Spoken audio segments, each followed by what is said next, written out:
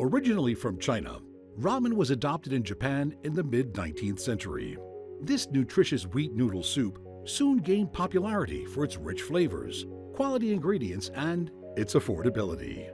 Today, ramen is not only one of the most popular dishes in Japan, but is also conquering the world, including Prague's Manifesto Market. The ramen boom dates back to the post-World War II period, when Japan encountered one of its worst rice harvests.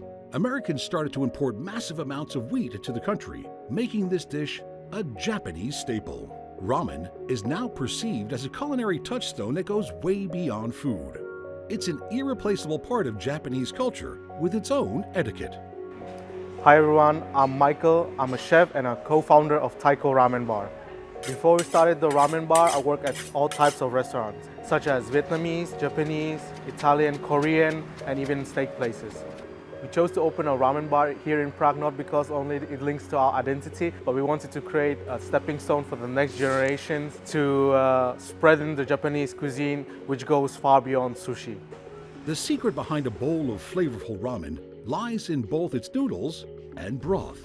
It took us months to finalize the source of ingredients, the recipes, and the equipment.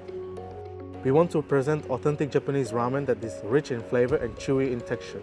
So we ended up importing half of the ingredients, the flour, soy sauce, seaweed, dry fish, mushroom, sake, and even the water. Ramen noodles require a specific lye water that adds an alkaline agent into the dough. So the noodles gain a more bouncy and streaky texture and taste more slippery. That delightful chewy bounce you get from ramen noodles comes at its best when paired with a bowl of hot and aromatic broth. Some people think we add milk to make the broth white and creamy. But no, that's not how we make it. So what makes the pork bone broth, tonkotsu, that creamy? The secret lies in the extraction of the goodness of the pork. The creaminess of the broth comes from the collagen-rich bones that are boiled to get rid of the scum and scrub until they are nice and clean. Now we know the key ingredients, but what's the magic process that makes the broth so rich and cloudy? The ultimate milky color of the pork broth is the science of emulsification.